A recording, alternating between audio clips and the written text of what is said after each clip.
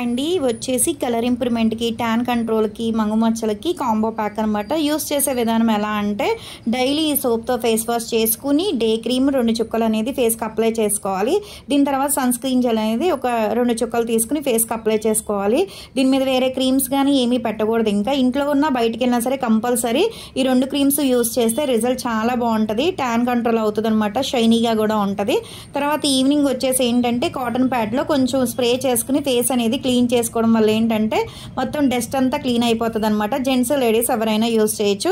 మళ్ళీ నైట్ వచ్చేసేటప్పటికి ఈ సోప్తో ఫేస్ వాష్ చేసుకున్న తర్వాత ఈ క్రీమ్ 5-6 చుక్కలు అనేది ఫేస్కి అప్లై చేసుకోవాలి.